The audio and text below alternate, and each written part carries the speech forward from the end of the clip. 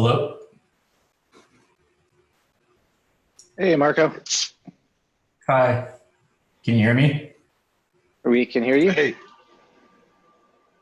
Let me try and screen share. Oh, yeah, I'll have to stop mine. I would do this. So take your time. There's 45 people signed up, half of whom signed up in the last day. And it's still have some time till it starts. So Preferences. Screen share. Okay, I gotta quit and then come back in because I have to do preferences or to do screen share stuff. I'll be back.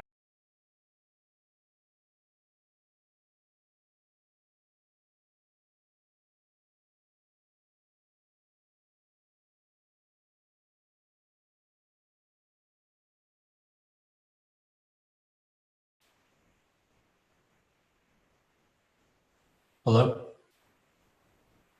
we can hear you. Oh, cool. All right, screen share.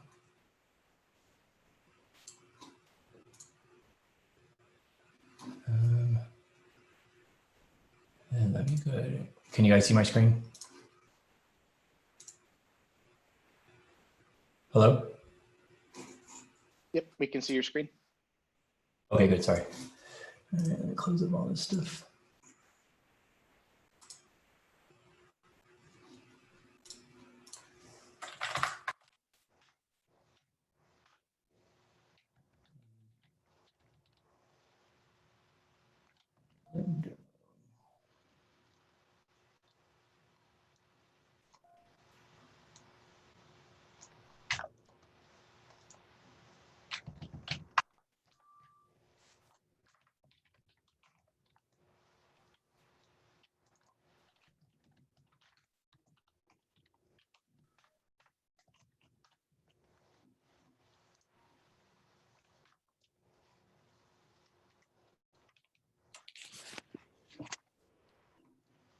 Is this a good enough font size in the terminal?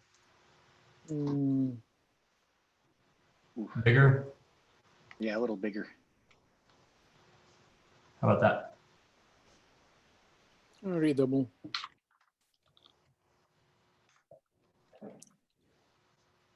I'll make it a little bigger. That. Yeah.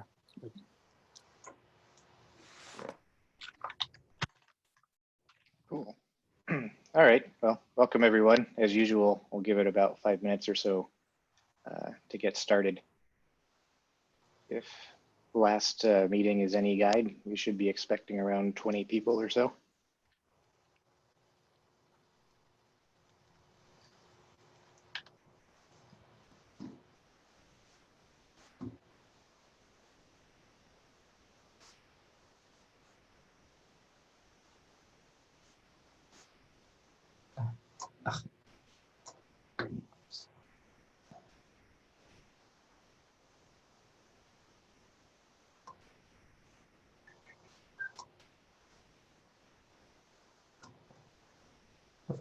Okay.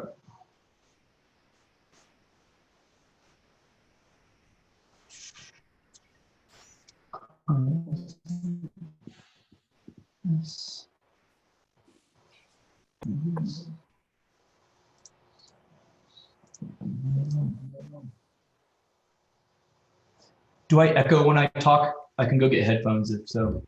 A little bit. Okay, let me get headphones. I'll be back. Sounds okay to me.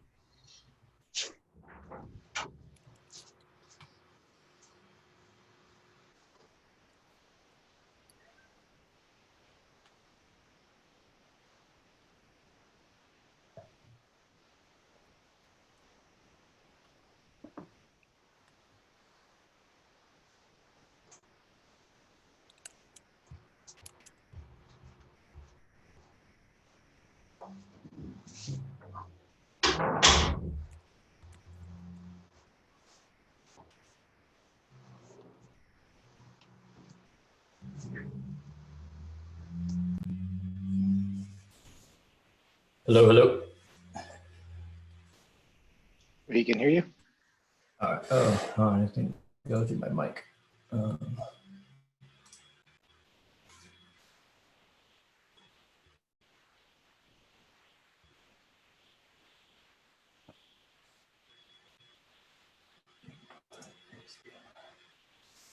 in headphones.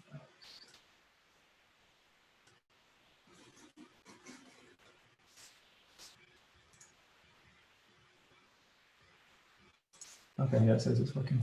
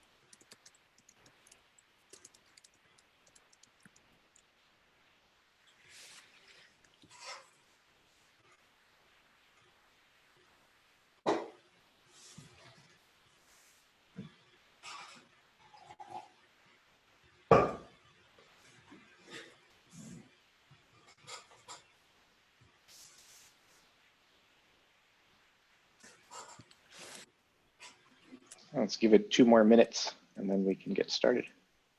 In the interim, excuse me, in the interim, if people want to introduce themselves, hang out, please feel free. Yeah, sad we can't have pizza and such as usual, but anyway.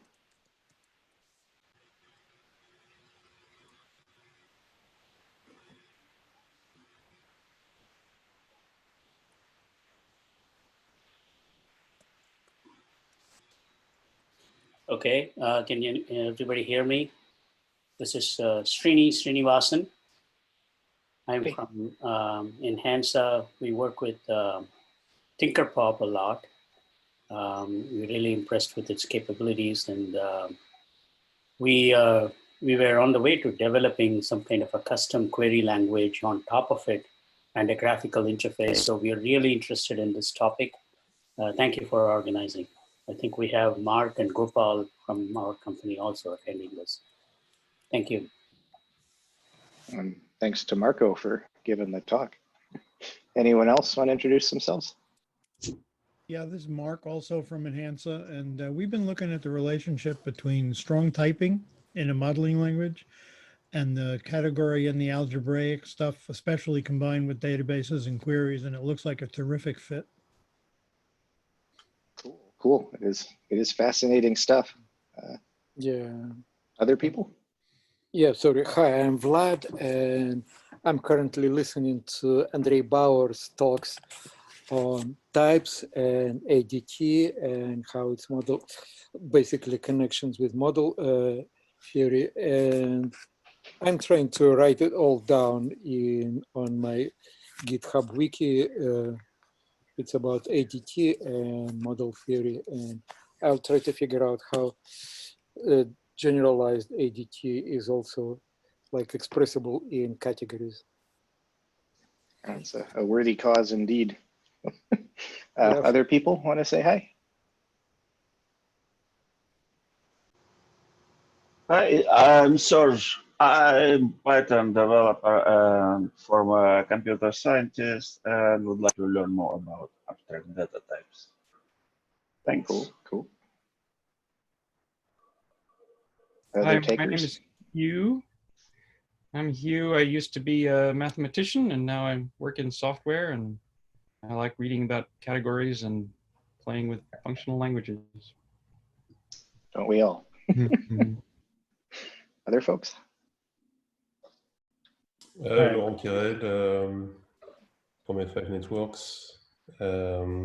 Already used Tinkerpop in the past and interested by declarative query language on top of our database. Cool. Other folks? Or maybe we should get this show on the road. Seems like we've settled around 14 people.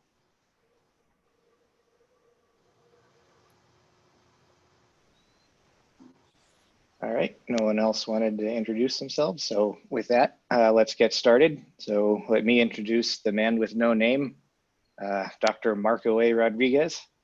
And this is a long-awaited introduction to mmADT. So take it away, Marco. Okay.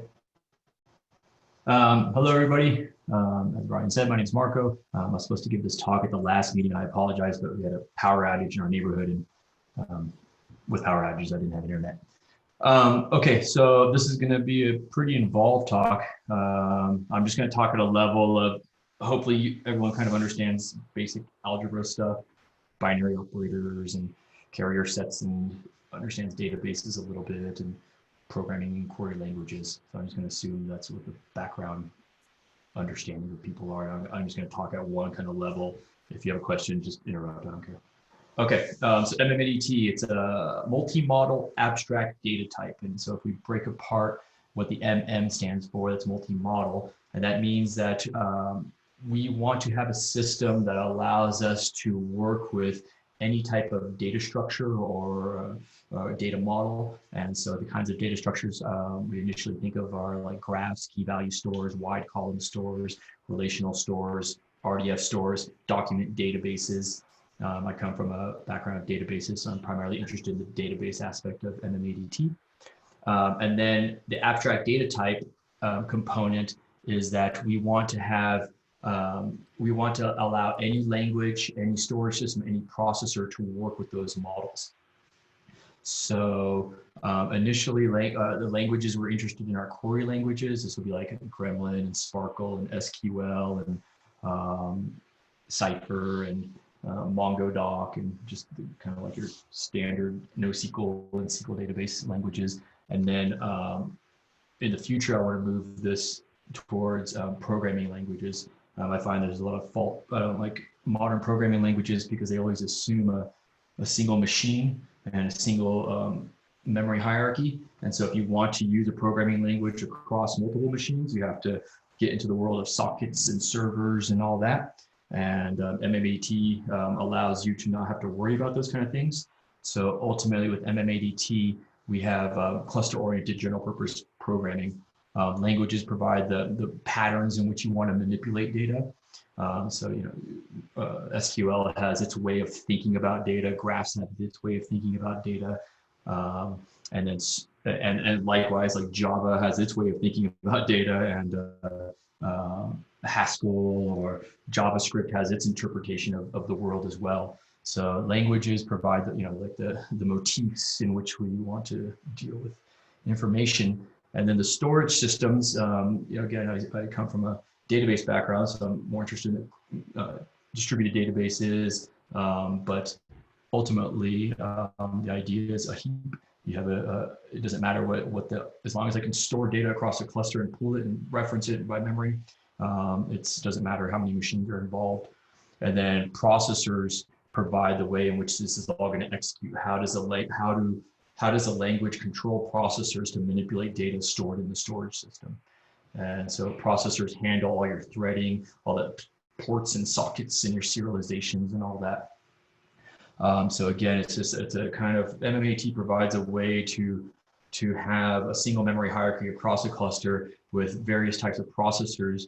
And we'll talk about the kinds of processors that work with this thing. And then in support of arbitrary languages that can compile to manipulate the VM to ultimately manipulate your data.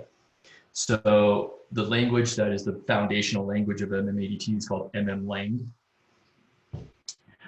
Think of it like your Java bytecode. It's our assembly code, assembly language for the mmADT virtual machine. It's a textual representation of something we call the inst monoid, and we'll be talking about that to a large extent. And the language is point-free and fluent with Turing-complete expressivity. So, okay, can you guys see my? I'm reading off these notes. Can you guys see my notes? A little black with white. Yes. Yes. Okay. Good. Okay. Good.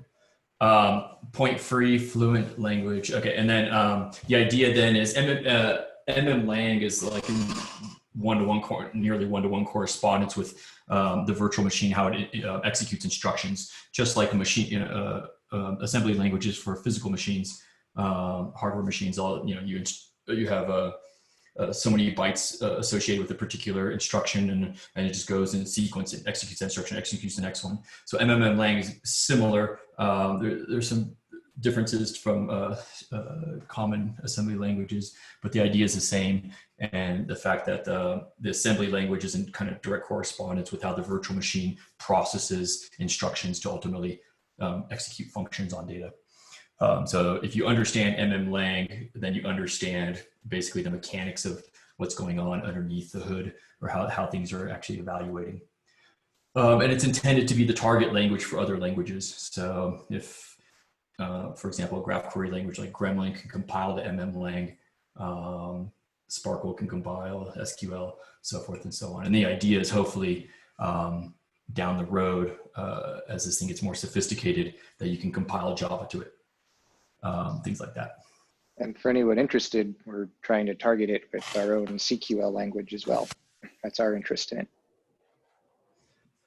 So I'm going to talk with less engineering and more algebra, given the crowd that's here and the topic of the meetup. So there are 3 interconnected algebras that we deal with. One's called the OBJ magma. Its binary operator is this arrow. It stands for juxtaposition, is the kind of the name we've given it. The inst monoid, it doesn't have a symbol. It's just no symbol, and it means apply. And it represents the foundation for how languages are constructed. And then we have something called the type ringoid, ringoing. And the type ringoid, as a ring, it has 2 binary operators, a semicolon and a comma, which means serial and parallel. And they form the foundation for how processors understand the world. So all these algebras are interconnected. They actually all share the same carrier set of OBJ. And there are various constraints on which subsets of OBJ they can process or they can operate on.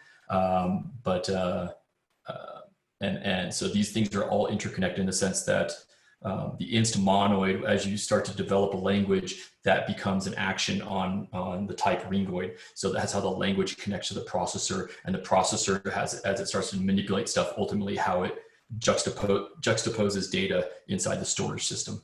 So these are Marco, quick question. Yep.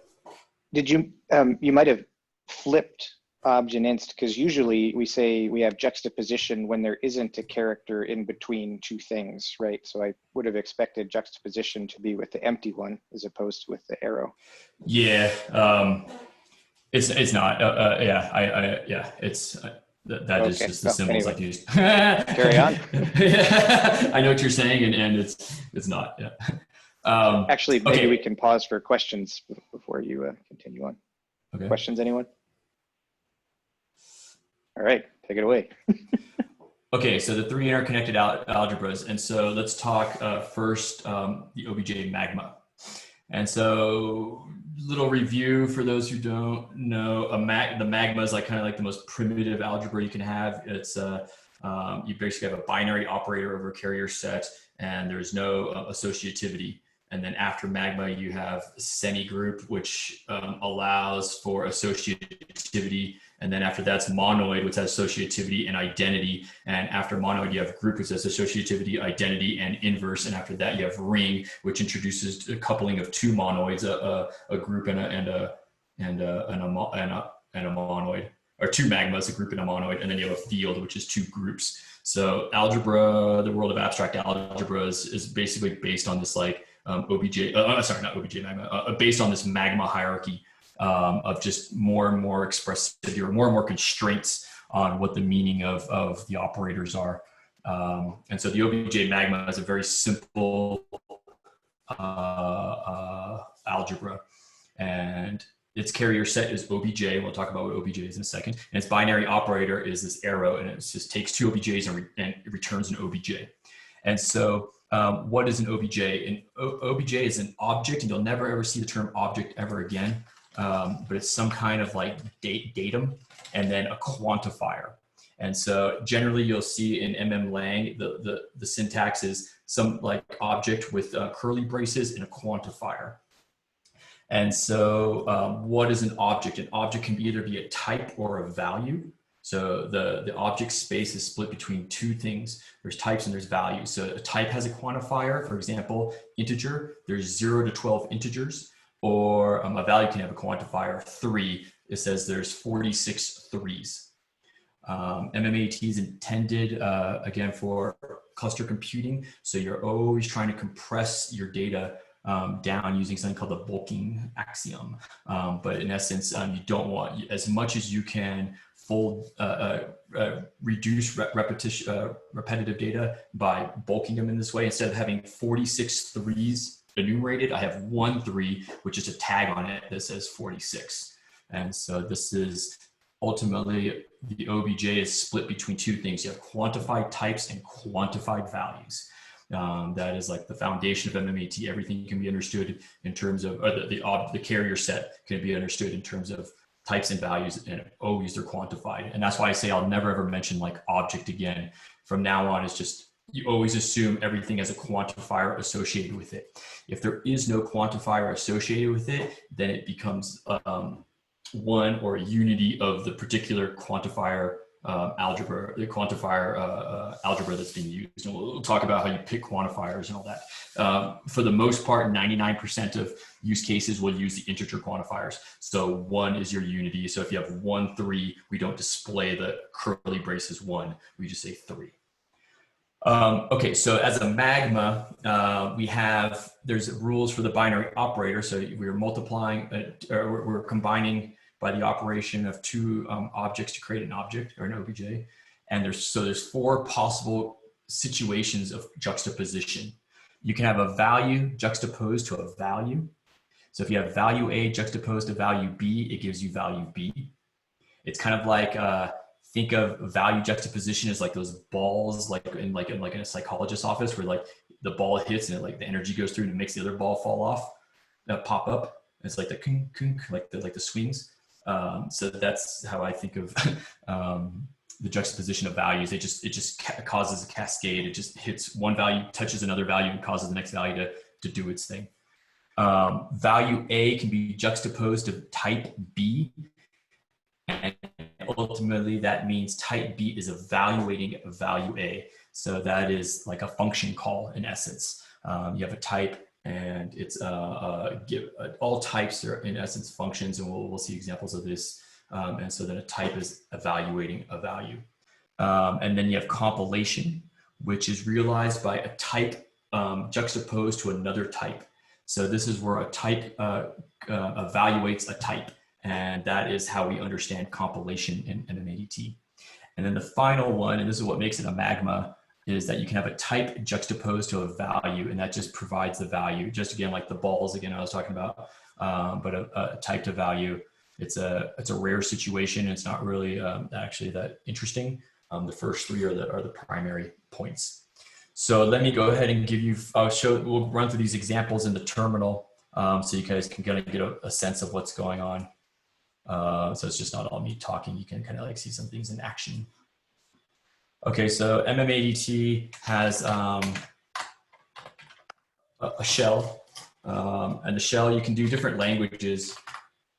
These are languages that are currently supported by the shell, but we're going to stick with mmlang. That's the default language. And so let's look at the first one. We have, you can do like a 1 and it just returns you a 1, but I can do a 1 juxtaposed to a 10, and that gives me back 10. Here, let me actually do this a bit. Hold on 1 second. Let me, I don't want to cover that up. Oh, I know what to do. Hold on. There we go.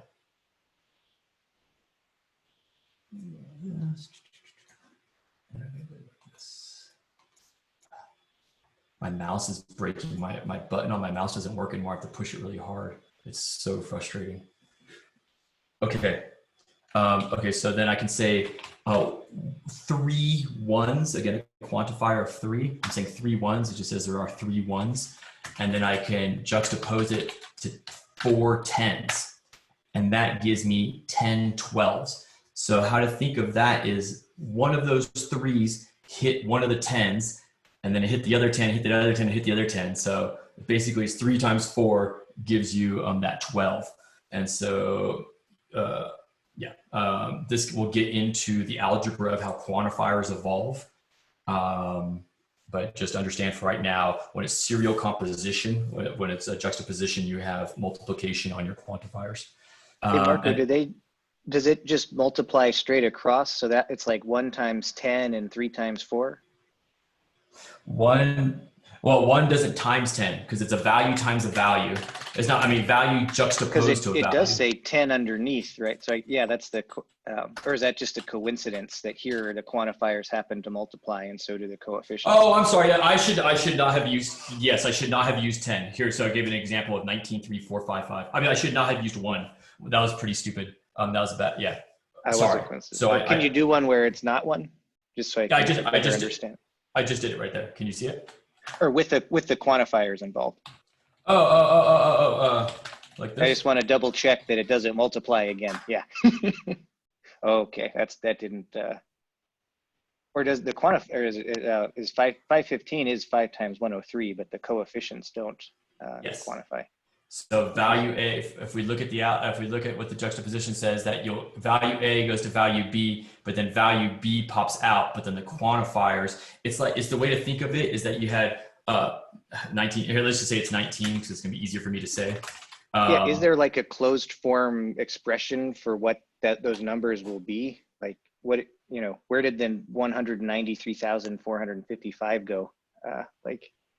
It just goes away. It just again it just triggers 10. It just pops 10 off. Think of it like a stack, and then you're just it's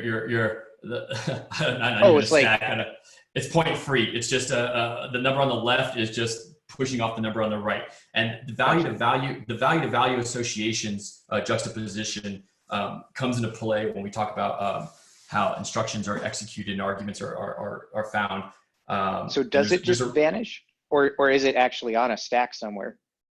No, it just vanishes. It's gone. Well, okay. Well, it exists. Or if it's like, maybe it's like composed with constant function, right? And then, yeah, you kind of clobbered the input, but that's the point. It doesn't have a, it's part of the OBJ graph. We'll talk about that. So it doesn't really go away. It's still on the heap and you can still find it, but you're not going to, it's okay. So this seems don't worry about it. Don't worry about it. Sophisticated operation here, but not really. So there's these 4 situations, and these are just the rules. Right. I mean, these numbers in particular, right? Like I'm kind of interested in how the arithmetic works out, but it sounds like it's non-trivial, so we can move on.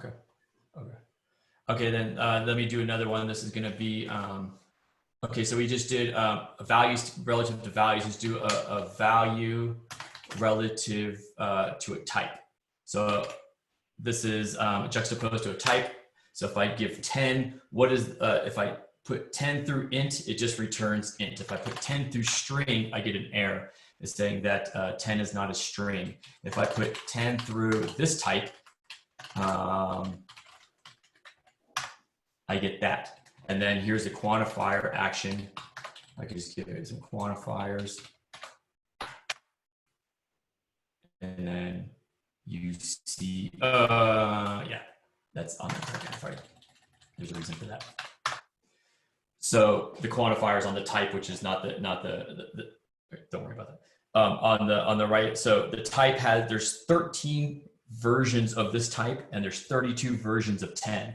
So those 32 10s are going to go into 13 types. And so you're going to get 416 30s.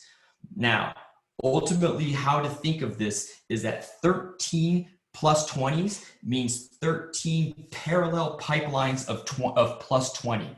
So if I take a 10 and I have to put it into each of those pipelines, I'm going to get a 13 30s. But I have to do that 32 times, so I get 416 30s. This algebra ultimately maps to something called the type ring, which is has a direct correlate to how processors evaluate with branching and serial composition in a pipeline data structure. And so there's a very good reason for how these quantifiers evolve in terms of plus and multiplication. We'll get into it. I'm just going to show you some examples for now. Okay, so and then the final one is a type juxtaposition. So we can do int +2, that's a type, and we're going to put them into int is greater than 15. And now what I've done is I've put one type and I've had one type compiled by another type. And so this gives me now a more, a composite type in essence, where the compilation did the deduction that given an int, so starting right here, given an int, if I add 2 to it, and then I check to see if it's greater than 14, well, I know that an int's going in here, and I know it's going to return a bool, and that bool is going to decide, is it greater or is it not greater? So I'll get either 0 or 1 int in return. Let me go ahead and do this with 15.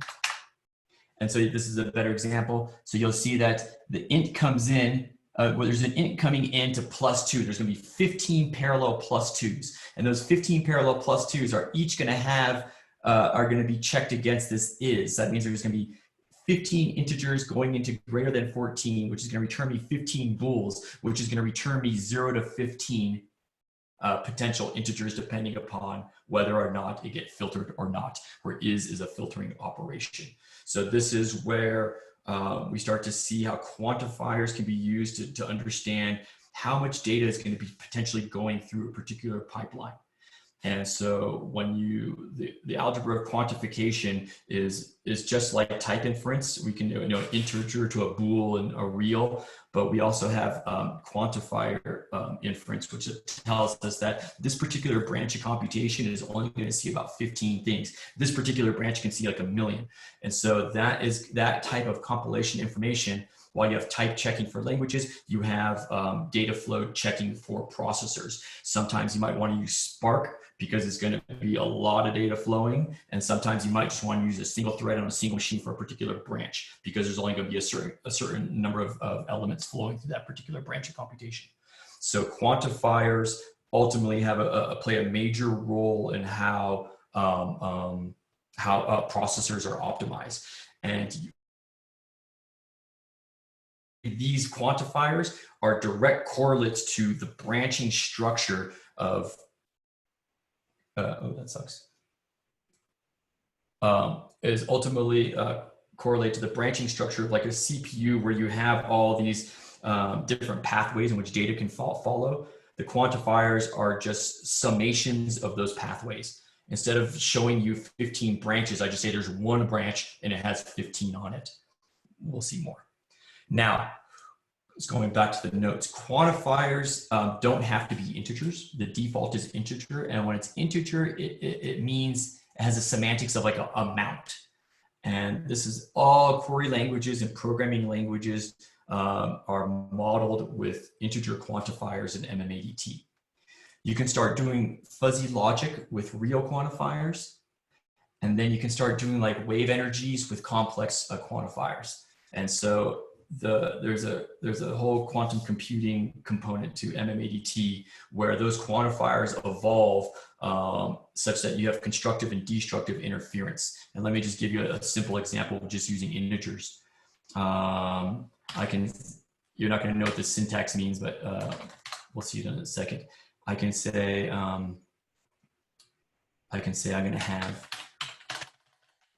a sugar. I'm going to have 2 + 2s and -3 + 2s. Oh, no, hold on. Oh, here, here's an easier one to do it. Here, I'm going to have 3 1s, and I'm going to have -2 1s. That's going to be better. So I have that, and then when I merge these two streams together, I have 1 1. I can make this 45. So this gets into destructive and constructive interference. So if you have a field or a ring, at least it has to be at least a ring, then you have negation. And so negation allows us to have every object, whether it be a type or a value, has an annihilator that can cancel it out. And so when you think of wave dynamics and how complex matrices evolve through unitary operations, you'll see that there's crests and troughs, peaks and troughs in, as your data evolves. And then when two things are merged together, their waveforms interact and it can cause cancellation. And outside of complex numbers, when we look just at integers, a lot of set operations can be understood as when one set is negative and one set is positive. You have set difference, you have intersection. Is intersection? Intersection, yes, intersection includes a negative component. There's a paper, but in essence, you can do De Morgan's laws and all the like set stuff with using negative quantifiers. Then the beauty of this, and the reason why we do quantifiers with negatives versus just like doing like a standard intersection in memory, is because the whole point of mmADT is never to bottleneck. You don't want to keep anything together in memory. You don't want to have like a linear scan across a linear scan. You just want to flow data, and whenever those data points interact, they will cancel each other out, but if they're on different machines, they won't cancel each other out. But the algebra works out such that it doesn't matter when cancellation or doesn't happen or happens. So if you can do cancellation earlier, you can potentially get 0 values, and then that means that 0 quantifiers. That means you can start to clear out your pipeline. You don't have any data. 0 means nothing. But if you compute with a negative branch and a positive branch on different machines, you're wasting clock cycles by computing stuff that could potentially be 0, but you're not stalling out your processors by having to do linear checks against two streams of data. So ultimately, it always works out algebraically that you will get the same answer regardless of what the paths of computation are. And that's why we have this kind of notion of annihilators, because we don't want to force the processor to have to bring 2 data points together at any stage in its computation. And that gives us a lot of flexibility in how processors are implemented. Okay, so, and then when you use quantifiers that are pairs, you get in this notion of expected amount, an expected range. And so the default for mmADT is integer pairs. And that gives us these ranges. What do you expect between 0 and 50, between 1 and 100? And we use the syntax of like regular expressions. That is the same thing as 0, 1. And then you can have 1, I haven't implemented that. Anyways, 1 comma is the blank is supposed to be infinity, which gives you the same thing as plus. Well, it's just like in regular expressions, you have 1 or many coming up. And then you have star, which is 0 or many. And again, it's not implemented yet, but 0 and then with a many would be just like a greedy star in regular expression syntax. Okay, so that is the OBJ monoid. That just shows you when you put 2 things juxtaposed to each other, or OBJ magma, when you put 2 things juxtaposed to each other, what the result is. Now there's a more sophisticated. Can we pause and just ask if there are any questions before moving to the next monoid? And it sounds like there's not. Okay, all right, please continue. Okay. The inst monoid, let's just review back to the beginning. We're going to talk about 3 different algebraic structures: the OBJ magma we just saw, the inst monoid, and the type ringoid. So let's talk about the inst monoid. The inst monoid is the language monoid, meaning that all languages ultimately are actions on this particular monoid, where the free version, we'll talk in a second. So the inst monoid's carrier set is OBJ, but then it has a generating set called inst. Inst are instructions, and all instructions are a form of type. They're a polytype, and we'll talk about that later, but we won't, just for now, just understand insts are types. And then there's a binary operator that has no symbol, it's just blank. And so you take an OBJ, an object, which can be a type or value, and you you apply it to an instruction, which is always a type, and it's going to give you an OBJ, which is a type or a value. So the only difference between the binary operator of the inst monoid and the binary operator of the OBJ magma is that there's a constraint on the second argument, where the second argument must be from inst. So this is that is, and so you can operate with the OBJ magma just like the inst monoid if you always just make sure that you're always having your second operator or your second argument be from the inst set. Now, what is really nice about this is that this construction allows us to have something called a calligraph. Calligraphs are typically understood in terms of groups, but there's a generalized form which any monoid or any magma can be used with. And so this is a monoidal calligraph. And so if in algebraic notation, we say A times I, being an instruction, gives you B, as a graph, it looks like this. There's an A vertex and there's an edge to a B vertex where the label on the edge is the instruction.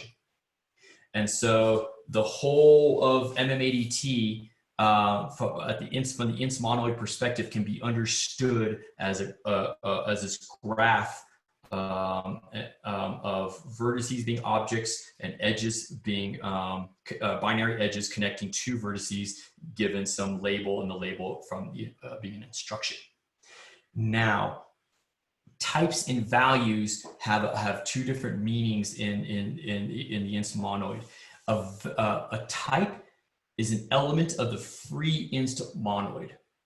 And so, and what that would look like in an OBJ, in the calligraph, it's called the OBJ graph, in this calligraph is that it's a path. So types are paths, and that's what gives it that free notion. It's the composition of instructions. And so that composition is the free form of the inst monoid. And now a value, it has no history. A value is, it fully defines itself. So it is just an element of the inst monoid. And so this whole notion is called the OBJ graph, this Calais version of this inst monoid. And so you have a value, and it has two subgraphs. It has a value graph and a type graph. So let's look at what this looks like in a diagrammatic form. I can have a type called int +2 molt 7. So I can say, here's int. Can I be clear? Quit and come back in. I can do int, and then I can do int +7. So this is my juxtaposition, but see, there is no this here, and that'll give me another type. What is that type? That type is called int +7. It's concatenation in essence. And I could have done it like this to get int +7. So I'm constructing types, and I can do a molt2 to then I'm composing types together to build a longer type. And so if we look at this diagram at the bottom, I started with int, and then and then the instruction I applied to it from the generating set from the int set was +2, and that gives me a new type called int +2. And then I can do a molt7 that gives me int +2 molt7. So you can see that int +2 molt7 it's as a vertex, it's actually a path of walking back all the way to root to say what instructions did I apply inversely to get me to where I am from some root element. And what is this? Hold on a second, let me fix this. There we go.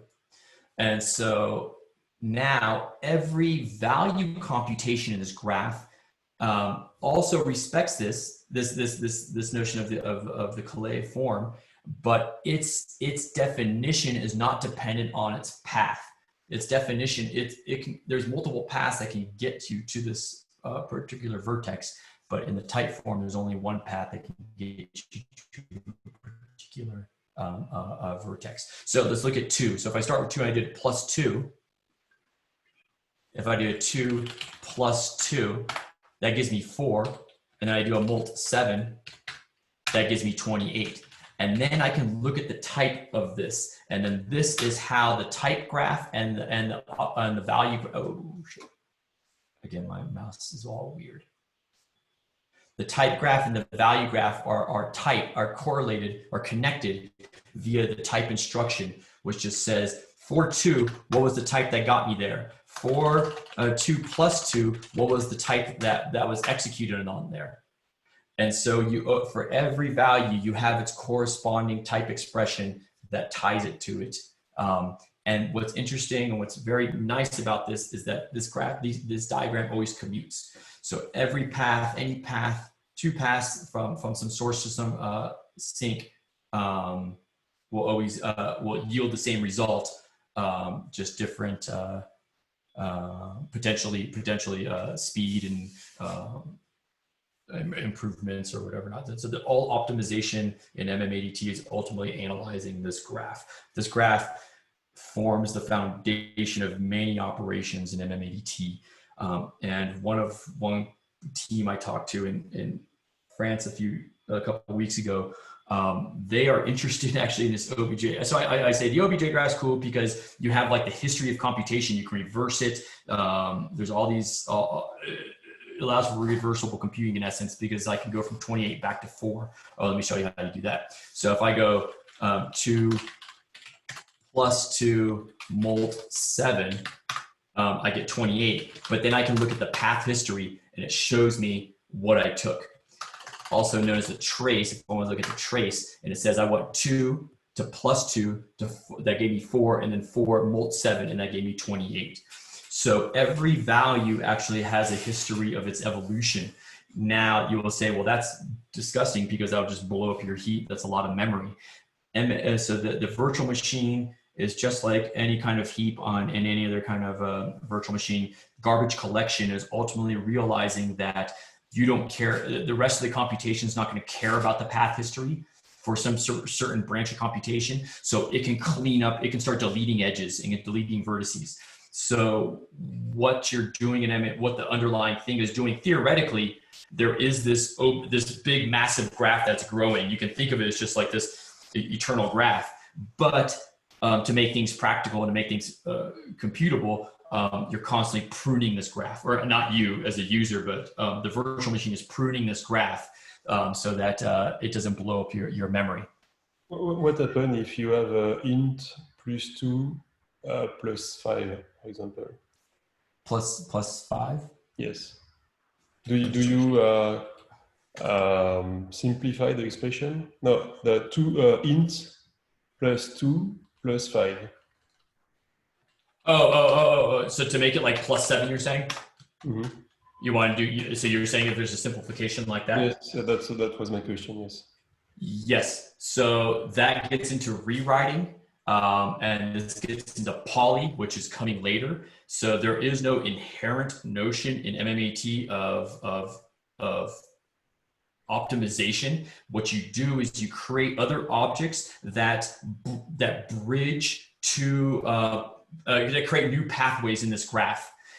And so what you're talking about of saying that plus 2 plus 5 is the same thing as plus 7 is also, it has a direct correlate. It is expressed in the same way as saying, give me all the people whose age is greater than 32 by linear scan or hidden index.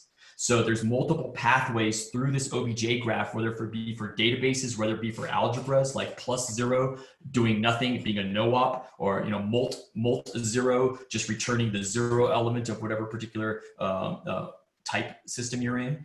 And they're all understood as this notion right here of poly lifting. I put in my notes, and we'll talk about it later. It's polys allow us to say one particular path is equivalent to another particular path. And that's seen, if you want to think of it as traversers or automata moving on this graph, it provides teleportation. The automata can jump to another part of the graph. If you want to think of it in graph theoretic terms, or graph minors, where you're saying that this graph can like fold into this other graph. And if you want to understand it in terms of like programming language, logic kind of stuff, it's graph rewriting or rewrites. And so all of this, there is no inherent notion in mmADT that plus 2 plus 5 equals 7.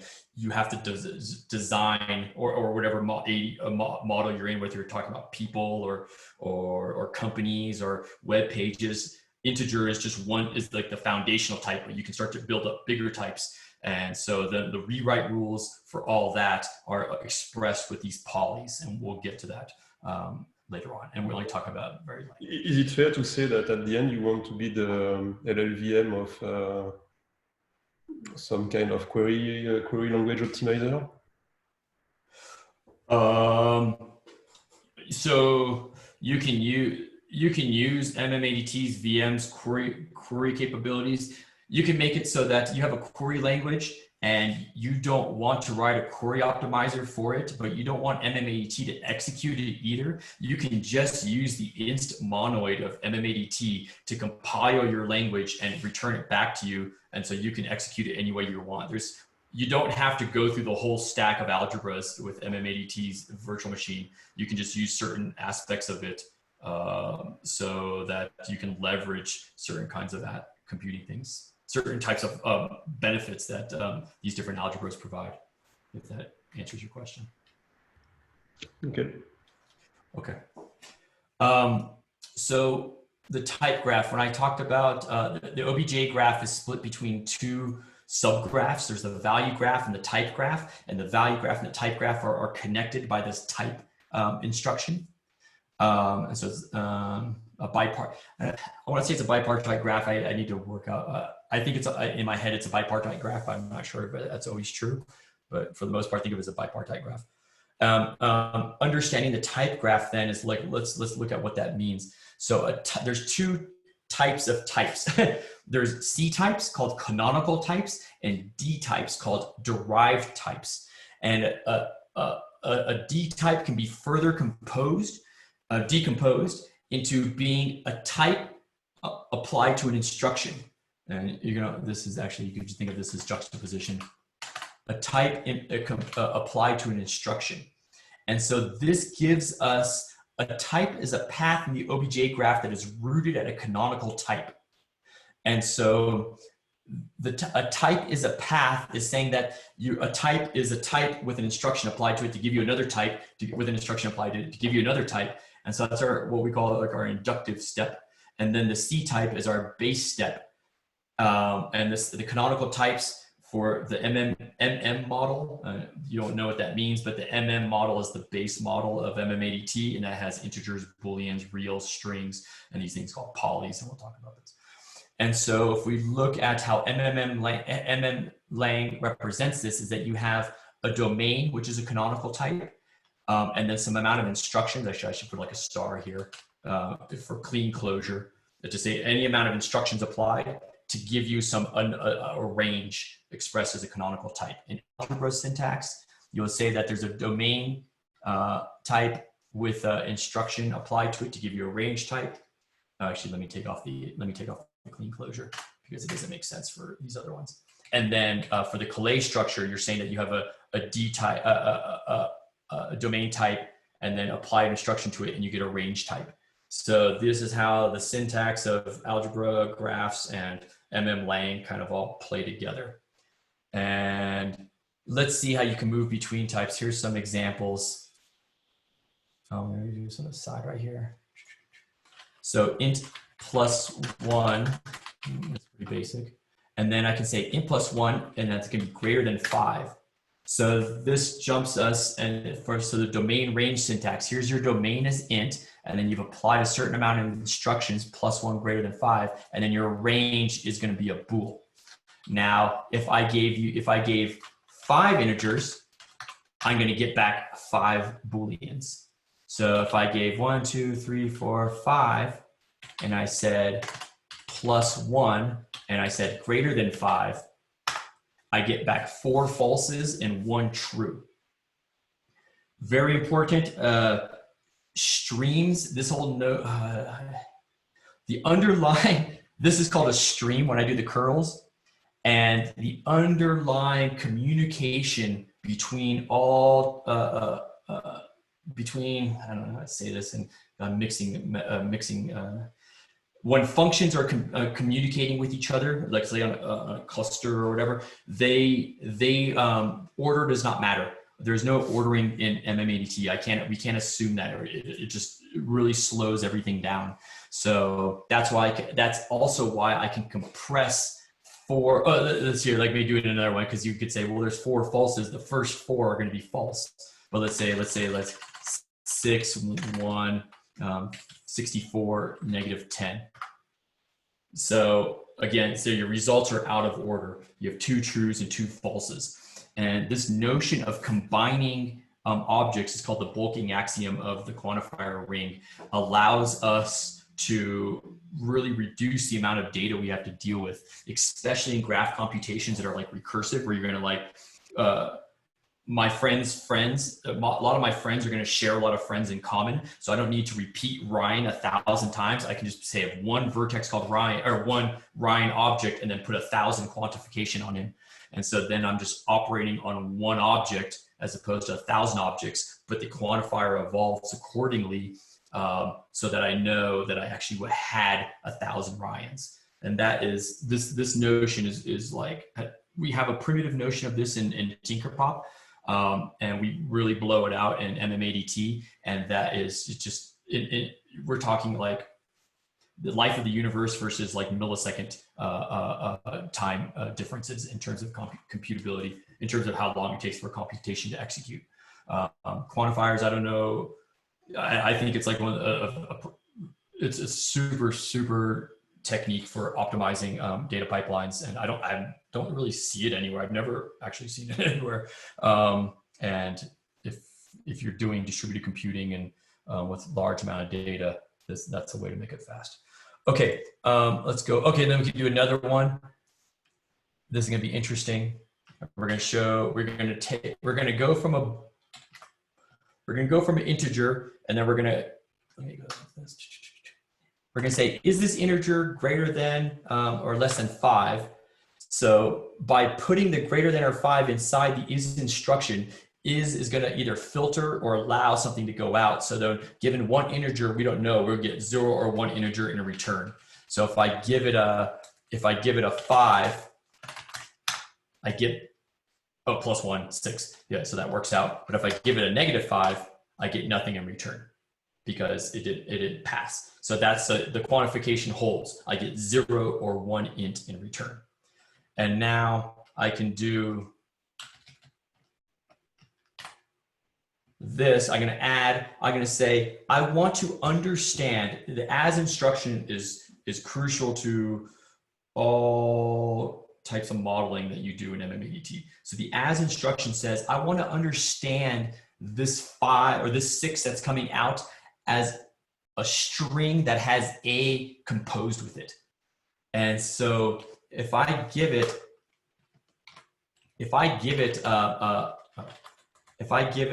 5, I get back 6a. If I give back -5, I get back nothing. So again, the quantification holds.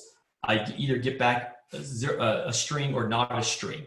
And what I've done with this as is I've interpreted an integer in terms of a string that has a composed with it, or what do you call it? Like string composition. What do you call it? Concatenate. A concatenated with it. And so what you'll see later is like you'll have like a JSON object, and I say I want to understand this JSON object in terms of person. And so then the JSON, which is like some nested record structure, then becomes a person object that you can then say like, what's your age, what's your this, make a friend with somebody else. And this notion of moving between models, understanding your data from different perspectives is what mmADT is all about. And the as operator is the foundation of doing that. Okay, so the type system, and the type system is particular for something called the MM model. Let's pause, ask for questions. Anyone? Yep. Just interrupt if you have a question anytime. Okay, no questions. MM model is this particular type system, and this is the foundation. There are booleans, there are integers, there are reals, and there's not certs, there's strings. That looks better. Hold on.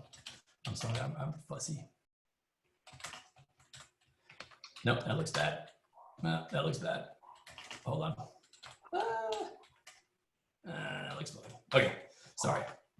That looks bad too. Okay, so so you have these, and we call these monos. They're monomials, and then you have another thing called polys, and these are actually. Let me put this on here because there's nothing really different about them, except that they are something called polynomials. And if you know anything about polynomials and monomials, like on linear algebra, there's a whole interpretation of mmADT in terms of linear algebra. And in fact, most optimizations are like the FOIL method. We're doing like a distribution of like plus into times into plus and things of that nature. And when you think about it in terms of processing pipelines, these are how you can well, I'll show you some examples. Okay, so now that's the instamonoid. The instamonoid allowed us to create this thing called the OBJ graph. The OBJ graph has this a subgraph called a type graph. A type, any program you write in mmADT is ultimately just a complicated type. It's a function. It's actually a unary function. It takes one object in and puts one object out. And you might say, well, Marco, I saw you gave a 5, 4, and 7 into a plus 10. Well, that 5, 4, 7 is one object. It's a stream of 5, 4, and 7, and it's going to give me back whatever plus 1 is, which would be 6, 5, 4, 5, and then 7, 8.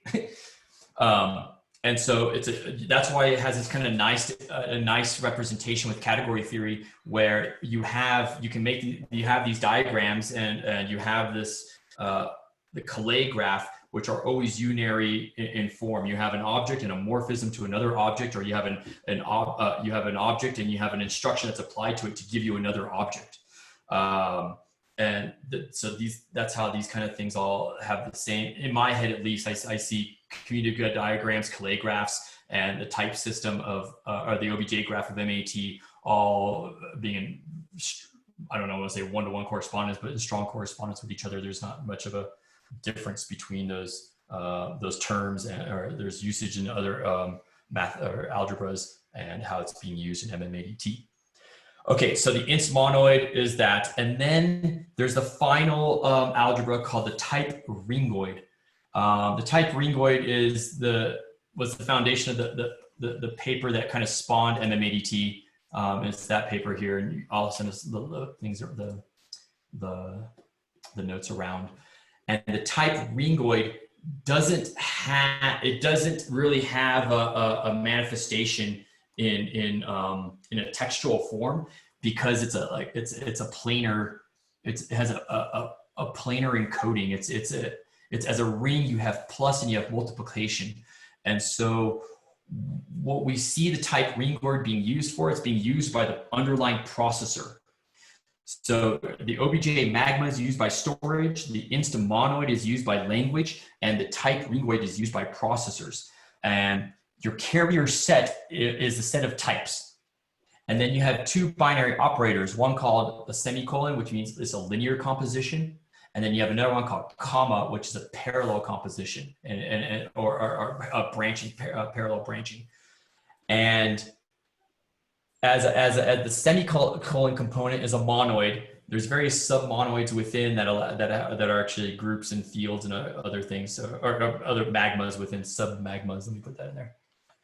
Always going to be at least a monoid. It's going to be a monoid plus. Let me put it like that. And then you have a comma, which is obeys the group axioms, which gives you inverses. And so let's look at what happens. If we have a type, if we look at what a type is, a type always has a quantifier. Every object has a quantifier, but let's break it apart. The type component, you're composing types in parallel or in serial, and then the quantifiers are evolving accordingly by the addition of whatever the quantifier ring you're using, or multiplication by whatever the quantifier ring you're using. So this is how this ultimately mmADT's execution type system is the direct product of two rings, and those rings evolve according to the plus and times of the respective algebras that represent those particular rings, or those rings are describing. And so the type ringoid algebra is internal to processors. Again, this is how the processors lay out pipelines, computing pipelines. So every time you write a type in mmADT, there's a direct correlate to how data flows between machines. It's very nice. It just means there's like no extra stuff. Your programs, the programs you write, when you write a program, it looks like you're doing integer +5 and then you're saving to a variable and you're doing all this stuff. But what you're actually doing is defining a branching pipeline structure that can be overlaid across a cluster and then executed accordingly. There's one-to-one correspondence between these things. And that's what holds this whole system together, is the algebras are coupled in a very nice way. But however, while this is internal to processors and it's a planar representation, there is an embedding of this thing into the inst-monoid. So we can express branching in the inst-monoid. And the way we do it is via something called polys. And we talk about monomials like ints and bools. Polynomials are things like, when understood as values, there are things like lists and records, collections in general. When they're understood as types, they're understood as branches and switches. So there is a correspondence between polynomials when they contain types as data flow operations, and when they only contain values as just being values. And now you'll understand why the juxtaposition operator is what it is. Because when you juxtapose to a type, you're executing the type. When you juxtapose to a value, the value that you're juxtaposing to comes out. It returns itself. That's why it's kind of like not idempotent, but I don't know what the operation is. Just give me what I just put back in. And we'll do some examples to show how this works. Let's look at this first one. Let's look up here. So a poly has a list form. And so in syntax, it's just like 1, 2, 3. And then it has a record form, which is like A maps to 1, like an associative array. B maps to 2, like a hash maps associative arrays. And then in their type form, we see branching. So given some object coming in, it'll +1 it, or +2 it, or +3 it. And then giving a switch for records.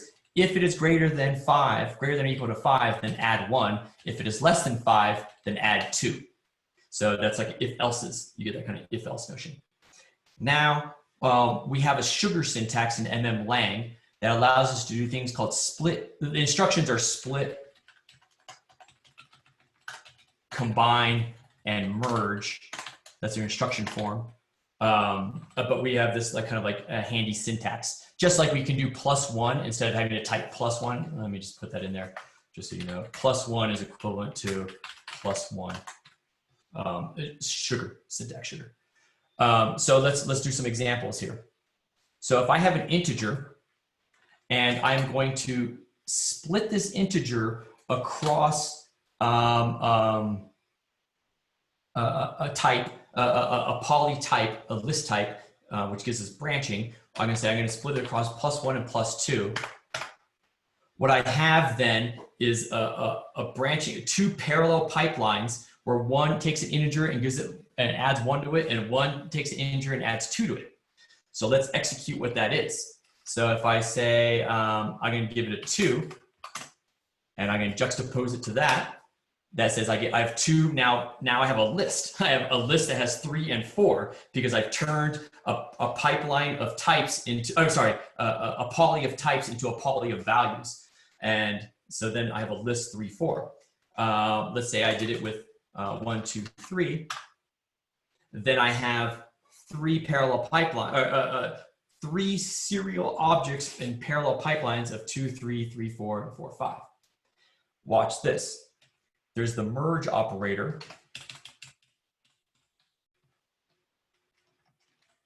That says I've split my 1. I've taken that 1 and I've copied them. I've split them across these 2 branches. I put them into the +1 branch, and I put them into the +2 branch, and I got 3 and 4. We saw that before. But now I want to then take those branches and merge them together. And so then I get 2, 3. Why is it 2, 3? Oh, because I did 2, 2, 4. I mean, I had 3, 4. Sorry. And so then I merge them together and I get 3 and 4. So let's do like this.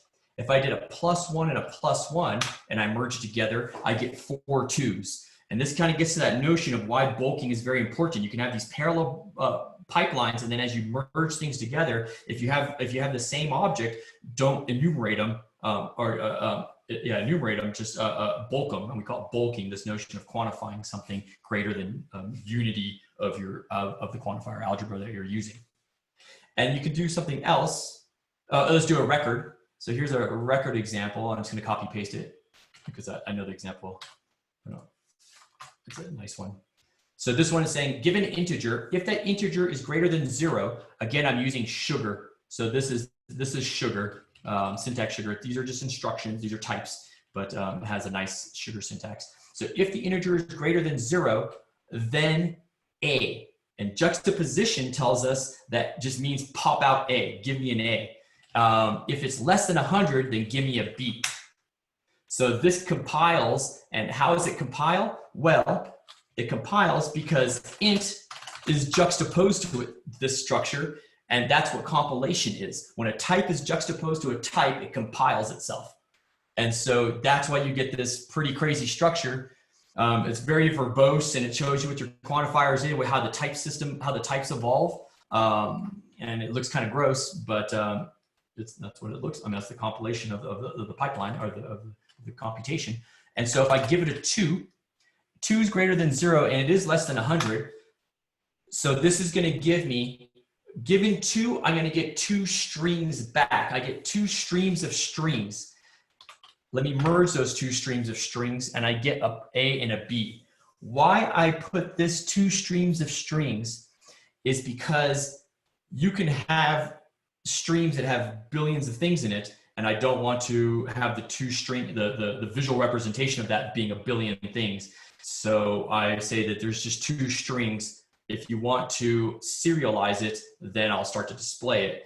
But when it's grouped like this, I don't display it because it can get a lot of information on the screen. It's pointless. Now let's do another one. If something that's greater than 0 and greater than 100. So let's do 102, and let's not merge. So this just says, if there's only one object, I display the one object. A stream of 1 is 1. I just show it. So then from 102, I got A, and if I merge it, I get A. Now, I could have said this, 102, and I could say plus 100, and that gives me 202. Juxtaposed to a value, you get the value back. Juxtaposed to a type, you put the value into the type to compute the type. So the OBJ magma exists in this world. The OBJ magma is the foundation of all things. And so you can always go back to the OBJ magma's algebra to say, like, what does it mean when this 102 is going to touch this plus 100? It's known, and that's what the OBJ magma tells us. And so here's let me just do one more.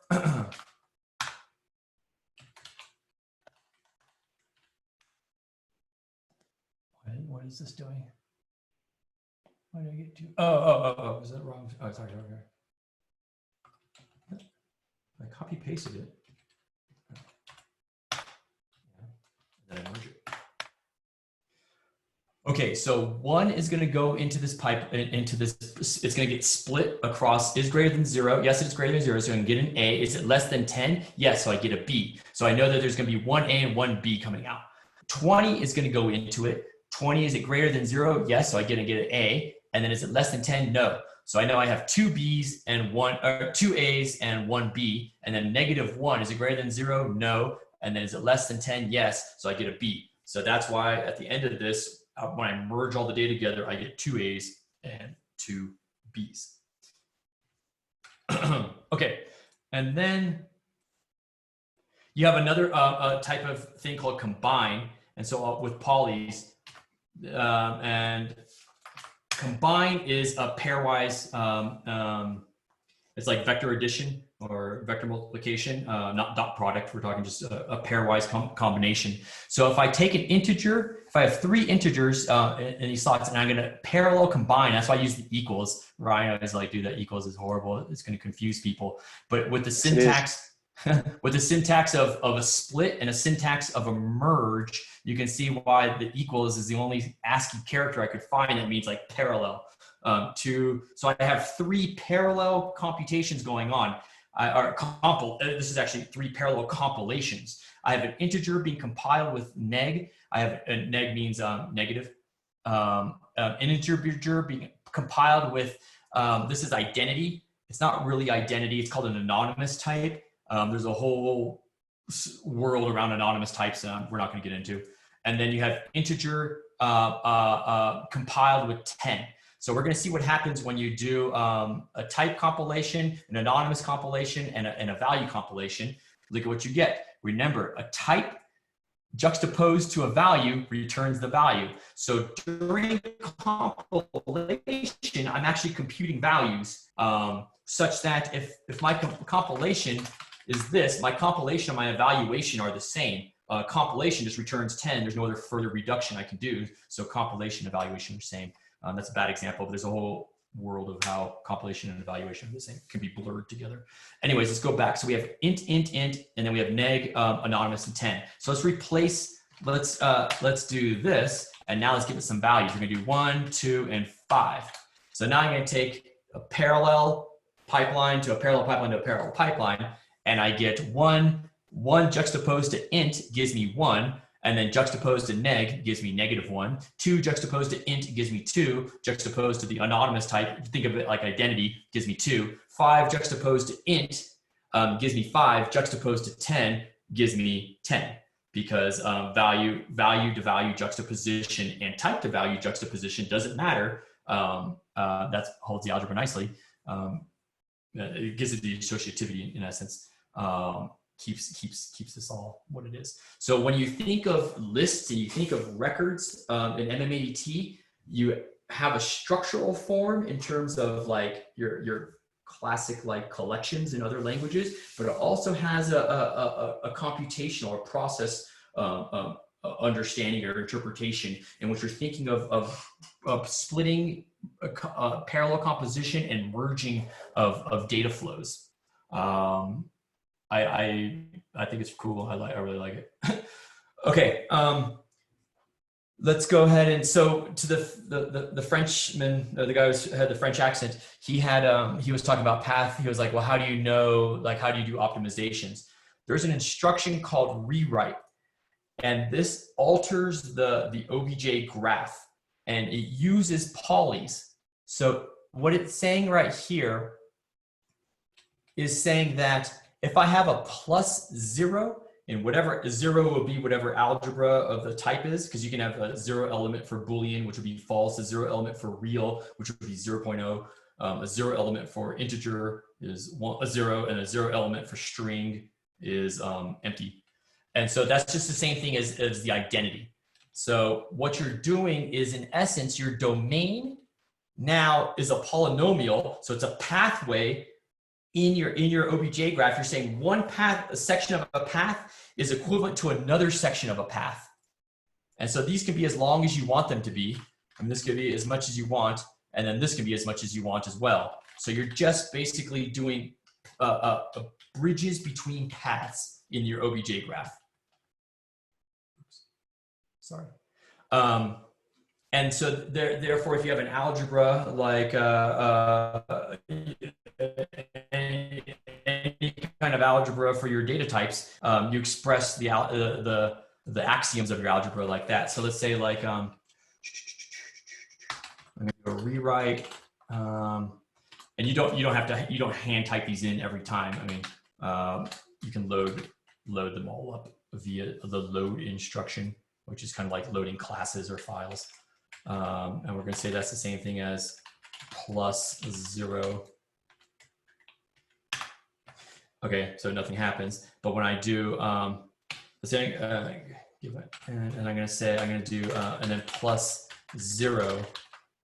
It's going to give me back a 1. But if I look at the type that I took, the type I took was ID.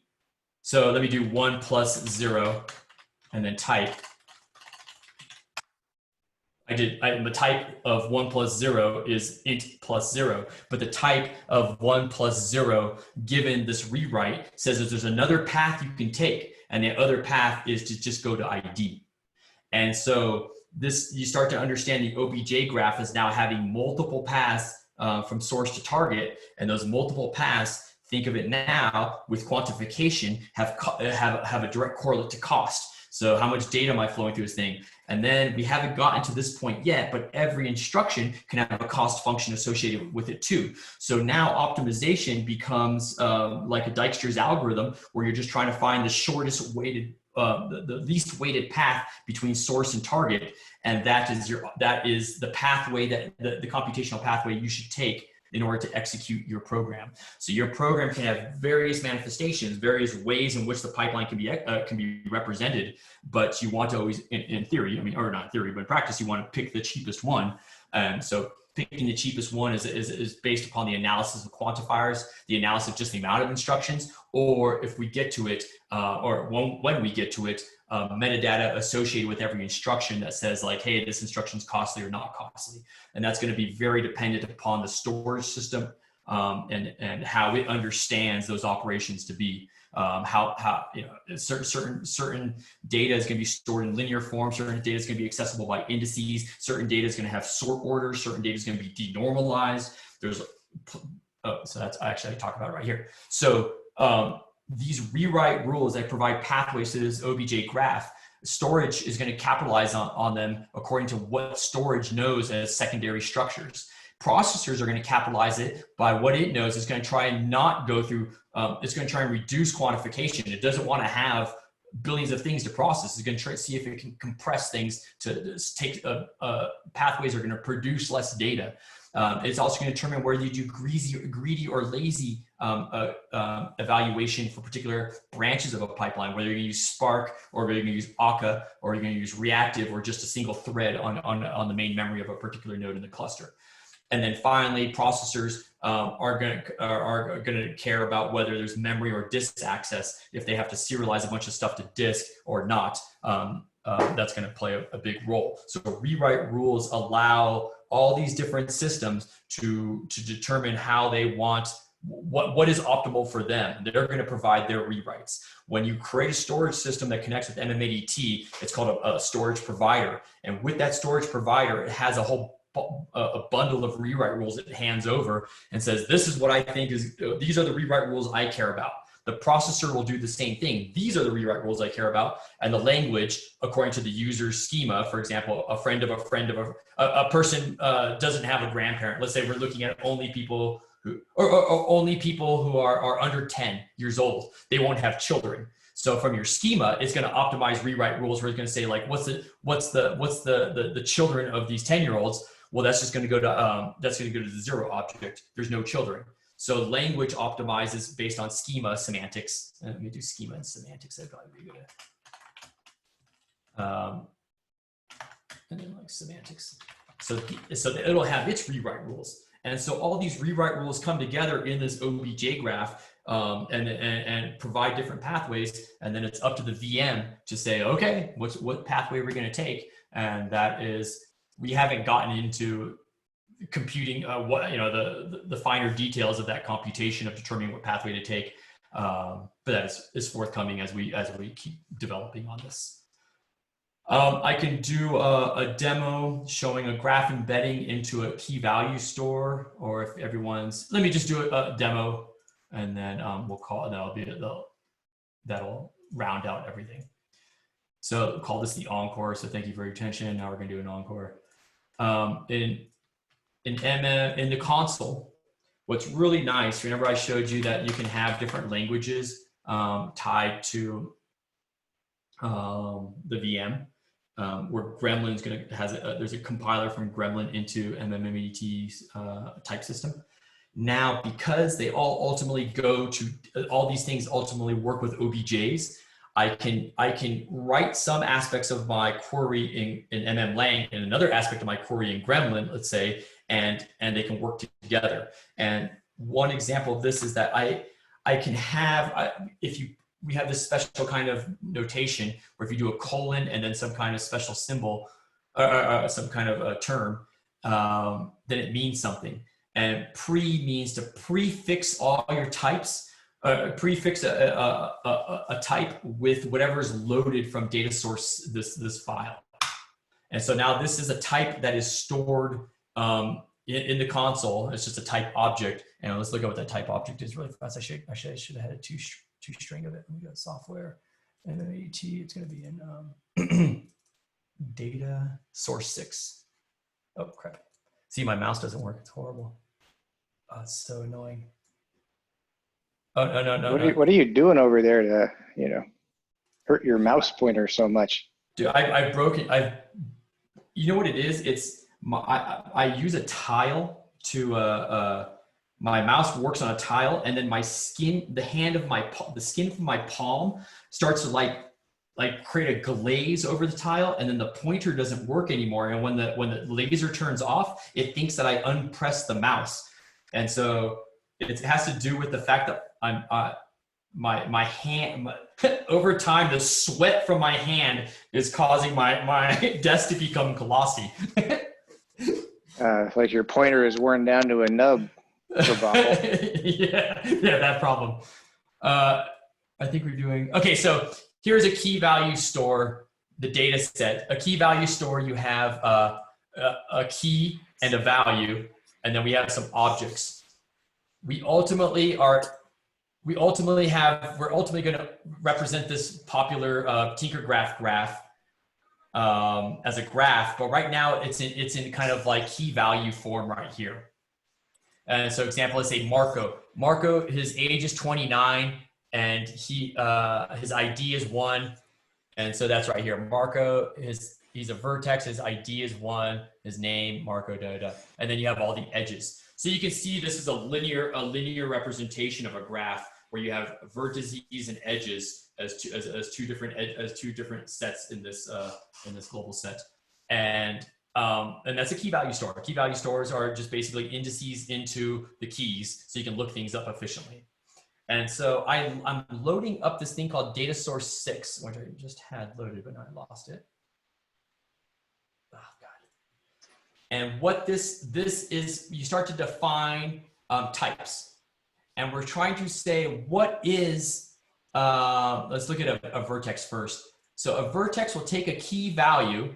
There is a mapping, so the key value of before it says what is a key value? It has it's a poly, a record poly that has a K for its key, and then a value of if it's a vertex or not, and then an object, and then the value. Anyways, this is just the schema for that particular, for a vertex in that other representation, the key value representation. And then I say now how to construct a vertex this is the mapping from that particular key value representation into a vertex representation in which you have outgoing and incoming edges associated with that record. And so now I've created, let me see if I can make it. Can I do this? Okay, yeah. So let me do V. So if I look at it from a vertex perspective, from a key value perspective, I have mmKV and I have these vertices. I have these key values. It doesn't have like a nice vertex. There's no edges here. It's just the vertices. But now if I say I want to look at this as a vertex, then I get this representation. I see Marco. Where's Marco? Here he is. And the first line, his ID is 1. He's a vertex. He has 3 outgoing edges to 3 records, and then he has the properties of name, Marco, age 29. So I've generated a graphical representation, and so this is ultimately well. Here, let me get this other one. I don't have the other one. Hold on. I'm sorry, guys. This is cool. This would be worth it. Here it is. Okay, so here's let me pull it all together. You have hold on, let me grab this 3 kV model. So here's what a key value store is. It's saying that a key value is something that it's a record that has a K and a V with objects as its values. And then a store is just a stream of 0 to infinity of them. So a key value store is a stream of an infinite amount of key values, or potentially infinite, 0 to infinity. And then a graph is understood as having these objects. And this is a TP3 graph, a Tinkerpop3 graph. You have a graph which has indices into partition you have all your vertices, you have all your edges, you have a 0 to infinity amount of vertices, a 0 to infinity amount of edges, and then a vertex has an ID, a label has properties, has outgoing edges, 0 or infinity, incoming edges, 0 or infinity, an edge has its properties, has its binary edges, so you have one outgoing vertex, one incoming vertex, and a property, according to the semantics of Tinkerpop, can be anything that's not ID or label, and that's how you express that. So if you think about this in category theory terms, these are the objects of a category. We have another category called the k-value store, and then we have a functor. And this is the functor that maps the key value representation of your of the category into the graph representation of the category. It doesn't say anything about the whether this is all computed at once, whether this is computed on the fly, and that's where processors start to come into play. Do I want to do a bulk, an OLTP transformation of some part of the data set to then make it a graph form because I'm going to just be hitting it over and over and over and over and over, so I just want to have it in a permanent graph structure? Or do I want it on the fly as I get key values to generate the vertex form lazily? And so that's all up to processors, but this is what the users create. They have one category, they have another category that's embedded in the previous category, and that embedding is defined by the functor that shows you how a key value maps to a vertex, so forth and so on. And then how ultimately, so this could have been as a key store. Is it called key store? Oh no, KV store, sorry. So for those who are interested in the category theory, right, the open research question is the extent to which, you know, these things really are categories and functors and whatnot. That's all. So now I can see this in the key value understanding of this world. You just have, there's no distinction between vertices and edges. It's just, you have just records of keys and values. But in the graph representation, you have a distinction between vertices and edges. I can look at the edges, or I can look at the values or the vertices. And these are all based upon these transformations. And look at what I do. How do I define this split? Well, basically, I'm creating a record poly that says if I want, I'm creating a vertex split called V, which then gets me all the vertices, and I have the record split called E that gives me all the edges. So this is, and then on top of that, and I don't have an example, I could have made a person and software. So these are software and people. I could have made another type called person, another type called software, and then I can interpret, instead of having to do out E, I could have done something like friend, or I could do something like created.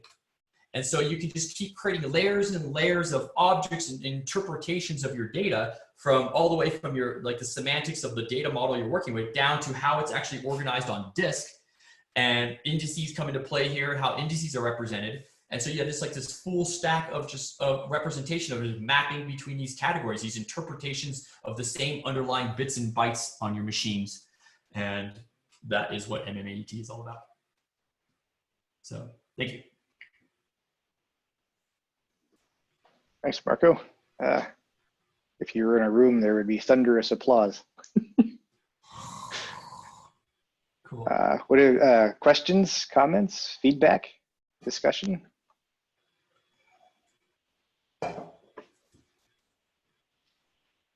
How'd people do understanding it? Just out of curiosity. Could we see the graph one more time, please? This picture here? Right.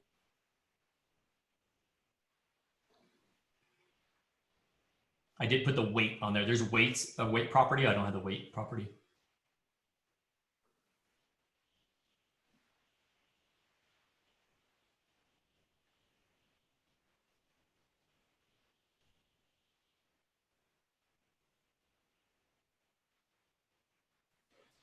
Thanks, that's neat. What would the weights be used for? Anything. You can up to your domain model. it has nothing really to do with mmADT. If you want to say that like someone contributed more to a project than another project, you give them more weight. And so then you can say who's the highest contributor for this particular project. And then you just filter on weight. Okay, so it'd be kind of like an evaluation that you could use. Yeah, it's just more data. Again, that's not like an mmADT thing. This particular graph right here is from a project called TinkerPop that I worked on for the last decade. And this is kind of like the toy graph that came along with a little play data set, so we could do all our examples from it. And so weight it has nothing to do with computing or anything like that. It's just some semantics of just meaning in your data.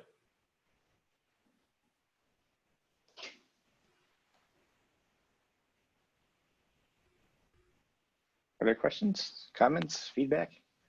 I'm also just curious to know how people are like, how much of the project essence was communicated, like, because as a new project, there's always the exposition problem, right, of explaining it to people. So, yeah.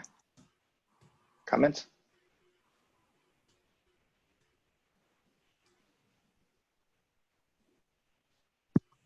All right, I guess that's a wrap. Oh, was there one more? Yeah, this is Josh. Go ahead. I was just wanted to thank you. I think that kind of tied a lot of things together. I mean, you get more, it tied a lot of things together about the project. So I appreciate it. Awesome. I was just going to say, I came in an hour late. I thought the time was 7 p.m. Pacific. But in terms of presentation, I thought the format was pretty cool. The text-based format, scrolling through with the examples in line with the text. Right on, yeah. Effective to me. Awesome, thank you, appreciate it. I'll put these notes up and I'll make them nice and published or easy to access, and then yeah. And then Ryan, is there maybe I can work with Ryan? Ryan, is there like a video going to be like a link to this thing? Yes, this has been recording on Zoom, and I'll put that up as a comment in the meetup, and people can disseminate it from there. We can put your slides and such there as well. Awesome, sounds good. Thank you, Marco. I got here late also, but my problem is navigating into the meetup process, and I have this. I seem to get lost on the way here somehow. Yeah, sorry. Ultimately, we decided, given that everything's virtual, 6 p.m. is just easier or better time for people because there's less commute and all that, and it was a little confusing to also because Marco's used to here, so respectful of him. But yeah, sorry to yank the time on everyone like that on short notice. Well, nobody else has. We can always have him back, right? I can ask a question if nobody else has one. This is Mark, and I want to see if I'm in the right galaxy of comprehension.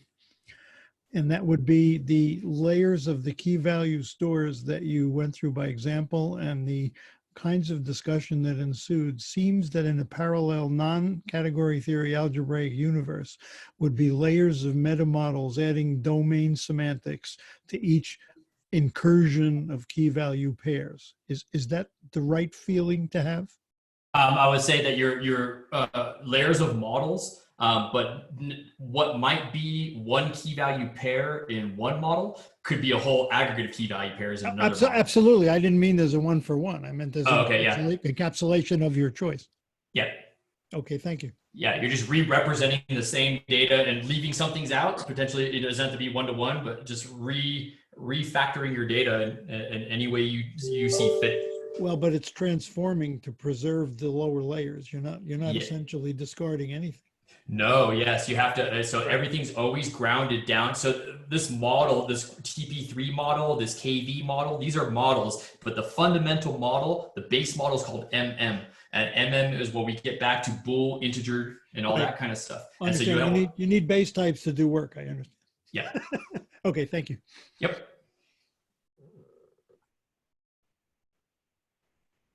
Okay. Well, thank you, Ryan. I appreciate. I think that link would be great, and we can spread that around on Twitter and whatnot. And thank you guys very much for coming. I super appreciate it. I'll let Ryan do the final closure. Cool. Yeah. Thank you. Thank you, Marco. Yeah. Applause once again. Yeah. All right. The crowd is roaring. See you guys. Right. Bye-bye. Thank you, bye. Yep.